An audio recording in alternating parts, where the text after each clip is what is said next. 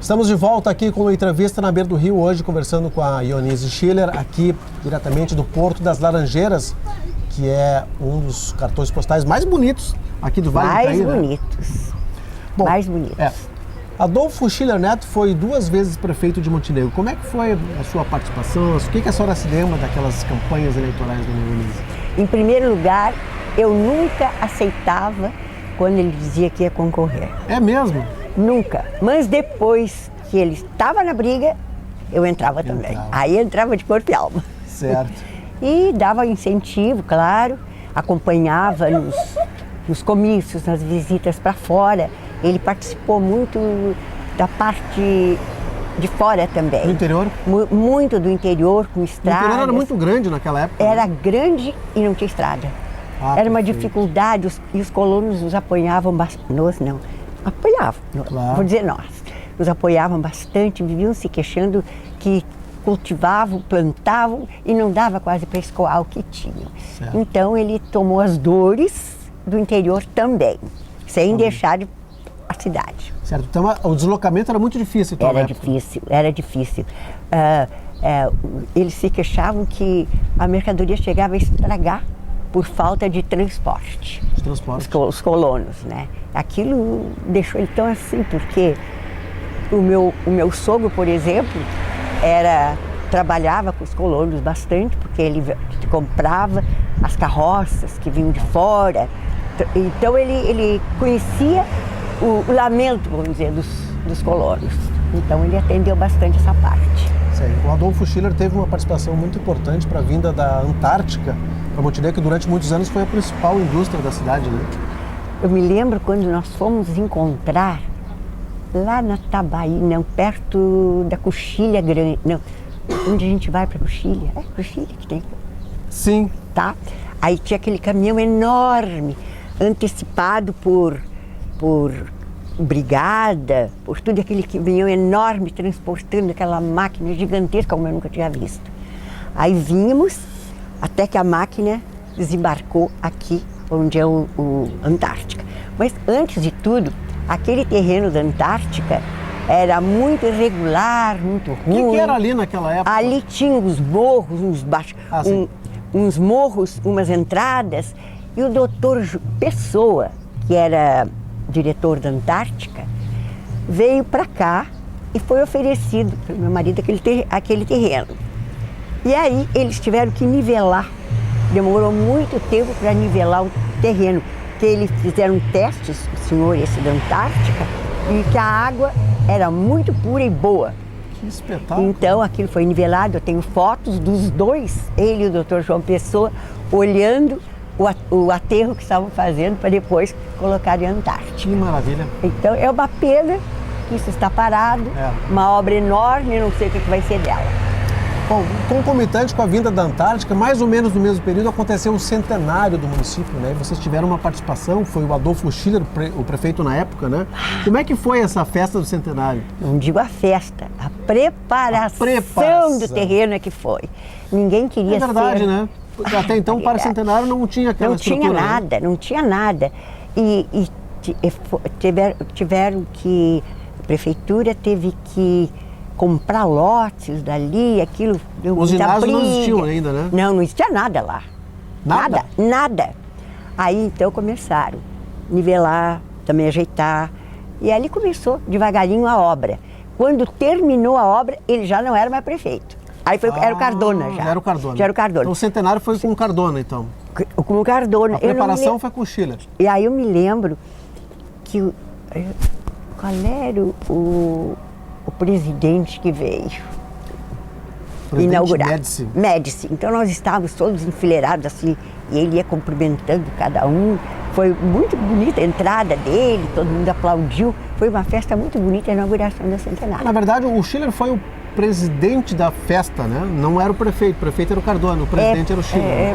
Eu não me lembro, mas acho que era presidente, sim. Presidente da festa. Foi um momento inesquecível, então. Mas inesquecível. As rainhas se arrumando. Uma delas, eu não sei se foi a primeira, morava aqui na beira do rio. Na beira do rio, é. Muito bonita a moça. E tinha a filha da Edith, cabeleireira também. E mais, Vera Nol.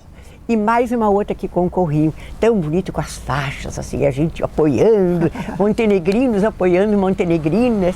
Muito bonita a festa. Bom, dona Eunice, o momento da vida do Adolfo Schiller Neto que aconteceu, a senhora teve participação também, foi a vez que ele se transferiu para Brasília, né, acompanhando o Chiarelli. Muitas pessoas disseram que ele não deveria deixar a prefeitura, depois entrou o Matana, que fez um belo trabalho também. Como é que foi essa decisão? A senhora foi contra? Como é que a senhora teve a... Foi contra. Foi contra? Sempre sou contra. Certo. Depois tem que aceitar.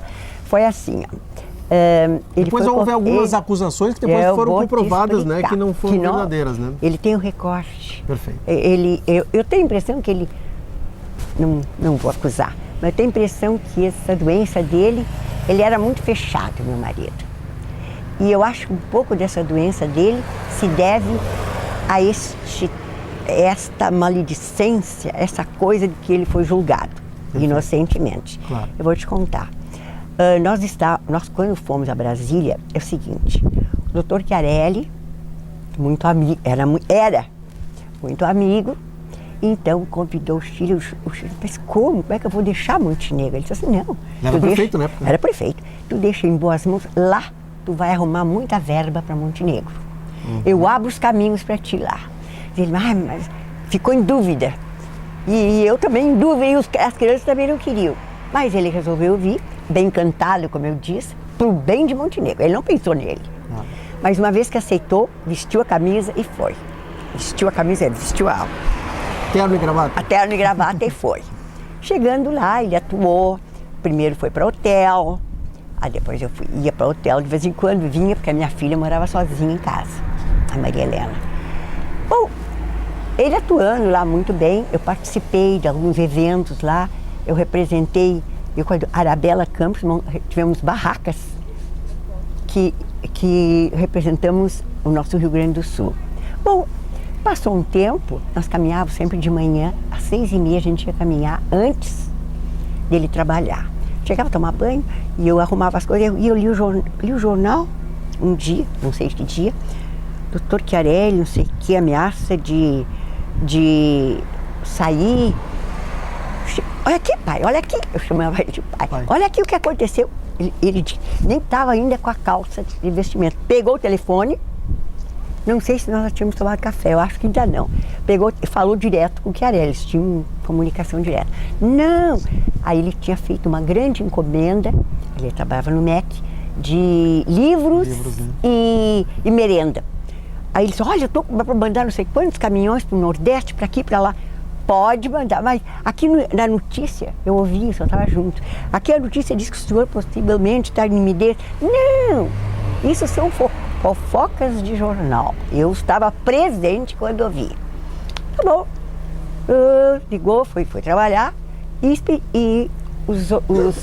os caminhões se espalharam. Claro, levando os livros. E merenda. E merenda. E merenda, tá? Aí começou essa confusão toda que deu. Inclusive, como se ele tivesse... Ele foi como se ele tivesse 700 milhões, ele culpado, que ele teria que devolver. O Schiller? O Schiller. Aí ele tornou a ligar para o Chiarelli. Não, pode deixar, pode deixar. Pode deixar. Ele não abriu o bico para dizer, não fui eu que autorizei. Fui eu, não abriu o bico. Daí a nossa indignação. Até que o doutor Chiarelli uma vez esteve aqui, e a cúpula do partido telefonou lá para casa, olha, doutor Chiarelli, depois de voltarmos, claro. O doutor Chiarelli está chamando o Schiller. Eu não vou. Claro. E desligou o telefone. Porque a gente ficou muito sentido, como se a culpa toda fosse nossa. Então não damos apoio mais nenhum. E nem eu quero ouvir falar, porque eu acho que isso ele foi muito injustiçado. Pode ver qual é os bens que a gente teve. Nada. Nada. Olha, isso foi uma dor muito grande para mim e para toda a família. Inclusive, uma vez meus filhos foram jantar, filhas ou filhos, eu não me lembro, foram almoçar no Gringo e um casal disse assim, olha aí os filhos do ladrão.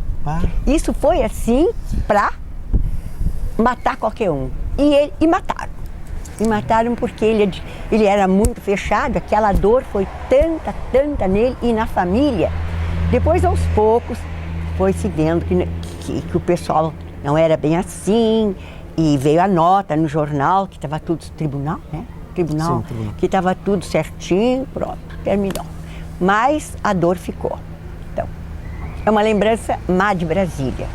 Toda a beleza dela não supriu essa tristeza que a gente sentiu. Bom, dona Eunice, como é que foi o falecimento do Schiller? Quanto tempo ele ficou em situação complicada de saúde? Ele vinha, antes de falecer, uns 10 anos já se tratando, até que ele começou a piorar muito e foi visto que ele tinha uma metástase muito grande na cabeça. Sim. E o doutor aqui em Montenegro, tudo da Unimed, o doutor operou, ele tirou 1/4 da cabeça. Ficou a cabeça funda assim. Mas resistiu, isso foi em abril. Vai piorando. Ia para casa, voltar para o hospital, ia para casa, voltar para o hospital, até que veio a falecer em novembro. Muitas dores, principalmente a família, assim, sentia muito, porque ele nunca se queixou. Eu perguntava, tá doendo, pai? Não. Tá doendo? Não. Eu acho que ele queria nos poupar e ficou nisso, até que faleceu.